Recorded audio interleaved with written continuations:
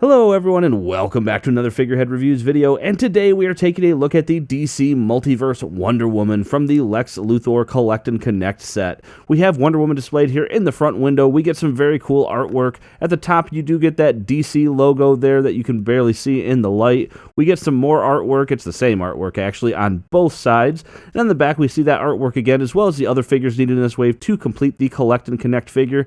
And at the top we do have the read-up. The Amazon princess seeks to discover the secret of her true origin, who deceived her, and why. And down at the bottom, you do have the UPC code, so you can check with your local retailer to see if they have this in stock. But enough about that. Let's get this open and take a look at Wonder Woman.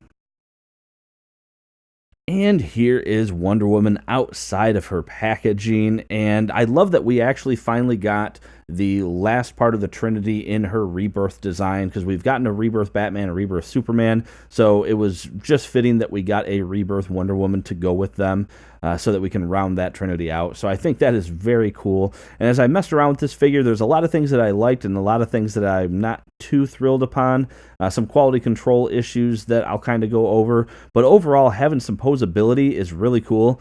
This is the first Wonder Woman figure I've got that I can get in any kind of dynamic pose, so that is pretty exciting. And like a true Amazon, when she's standing straight up, she's at about 6.5 inches tall, which puts her at about 16.5 centimeters, so very tall, and of course that is appropriate for an Amazon. She does come with a fair amount of accessories, 2 different lassos, and then her sword, which we'll take a look at. She does also come with the legs for the Luthor Collect and Connect, but we'll look at that when we actually put him together. So why don't we first jump in and take a look at those accessories, and then we'll get a better look at Wonder Woman.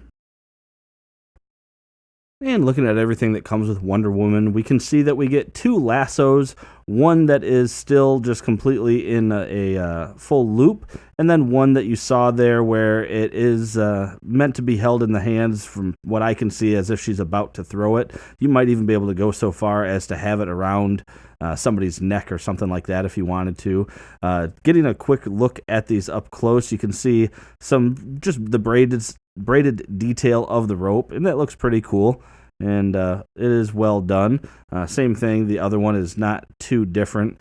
And then the cool thing with this one is she does have on her side a little hook so that you can have it hanging off if you wanted to have it displayed with that. And you might do that because you might have her displayed instead with her sword, so that is pretty cool. A lot of paint going into this. You actually have a different colored hilt and then that gold, and actually I didn't even think about this. Could you if you wanted to? Yeah, that's not going to look right. Yeah, no.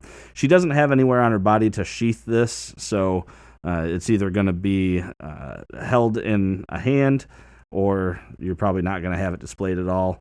But to get it in the hand, a little bit of prying I had to do, but there we go. And she can hold it just fine, and that goes for either hand. But I will say her right hand, she does come with also a alternate fisted hand, in addition to, where did I just put it? There it is, in addition to her gripping hand that she has over there. So if you wanted to have her displayed with the sword in her left hand and then a fist, maybe. I did notice the other one was really hard to get out. There we go. You could have her displayed with her fist and sword in the other hand. So, yeah, that's kind of cool. But let's go ahead and get a better look now at Wonder Woman. And getting up close here, we can see actually a really good head sculpt. I don't mind it. I do have, unfortunately, that little blue blemish on her nose, and I'm actually a little worried about taking that off because I'm concerned that her flesh tone might be paint as opposed to being molded in a flesh-colored plastic, and I'll tell you why I'm a little nervous about that here in a second. But otherwise, I actually don't mind this sculpt and paintwork. I think it looks pretty good. The eyes came out looking good. The mouth came out looking good. Her tiara, I mean, everything looks good. Looking at her hair, one of the things that you might notice is those subtle blue highlights, and I think that is really cool. It helps stand out just some of the design and the detail of it, and yeah, I think that looks really good. And looking at her upper chest here, this is all painted. It's actually all in the red plastic, similar to her torso here. So that's why I'm worried about her face being flesh tone, or being painted flesh tone versus molded in it, is I don't know why they would use this entire upper torso as a red piece of plastic with painted with that much flesh tone. And the reason I know that's the case is you might have saw it on the spin around right there. Very unfortunate. You can see the paint got stuck to the hair, and when I unboxed it and took it out, yeah, that is what happened. So very, very unfortunate there. And even looking at the rest of the figure, you can see that, yeah, that's just a weird... That was a weird choice to do the paint apps in the flesh color, but whatever. Looking at the rest of the figure there, though, we get the Wonder Woman logo there in her corset. I like that. I think it is really cool. You get some ugly flashing, though, on her biceps, which is unfortunate. And then checking out her bracelets here. I like it. Looks good. Looking at the skirt, one of the cool things is you can see some sculpted detail there, which makes it look a little bit like maybe a leather material. So I think that is pretty cool. And then she does have paint underneath, as far as underneath that. So it's nice that it actually doesn't just look like all flesh tone there. So I think that looks good. And then that horrible flashing again right on the front of her legs and the back. I mean, what a weird way, what a weird design choice to have that mold go that fashion, because that is just hideous looking and very, very much a bummer. But looking at the boots, I like this. We get the very tall knee guards, and that becomes the joint, so it does bend with the knee, so I like that. And the paint came out looking good. I like this sort of metallic-y red plastic that they have. I think that looks good. And then, yeah, they really could have done a yellow hinge there too, so that line would have looked more continuous. So that's a little bit of a bummer, but other than that, bottom of the feet, not a whole lot going on there. So yeah, it's not bad looking. I like the design. Looking at the articulation, so you do have a head that can go side to side, but it is going to hit on the shoulders with her hair, so that is going to limit that.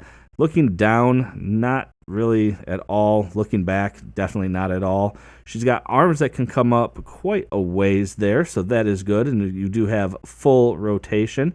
She does only have a single jointed elbow, and there is rotation though, but you can see how the elbow is meant to align there, so it, not that you can't have it in another way, but then you get that weird edge, so that's also kind of odd. And then you do have a hinge and rotation on the wrists. She does have a diaphragm joint, however, she can't really turn side to side. Her breasts actually get in the way. They hit, and I think, yeah, you can see a little bit of rub where I tried to force it and it didn't come through. So that's a little bit of a bummer. You mostly just get a little bit of a wiggle. You don't really get any down or back with it, so kind of pointless. There's no other waist articulation there. You do have legs that can come apart very far, and they're not hindered at all by that, so that is pretty cool. And they can kick forward, kick back, not much. Upper thigh cut, double jointed knees, and then she does have a hinge and ankle pivot.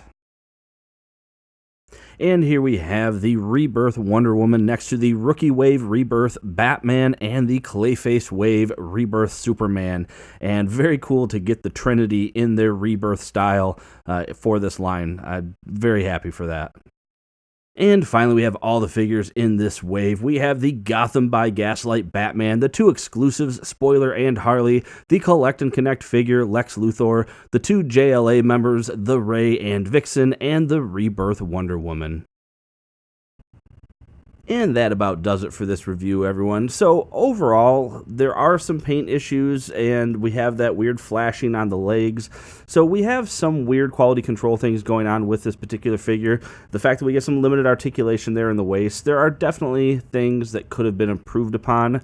However, getting a Rebirth design Wonder Woman to go with the fact that we have a Rebirth Batman and a Rebirth Superman is really cool, and I'm glad that we got that full trinity before Mattel finally finished with the Multiverse line. Would have been cool to get the rest, such as Flash and things like that, but is what it is. So she hasn't been too hard for me to spot. I picked this one up at Target, and I've seen her out in the wild still, so I'm not sure how it's like in your city, but here in Michigan, it hasn't been too bad. So, but as I mentioned, that is it for this review. If you like the review, make sure to hit that like button. Subscribe for more content just like this. And aside from that, thanks for watching my video, and have a great day.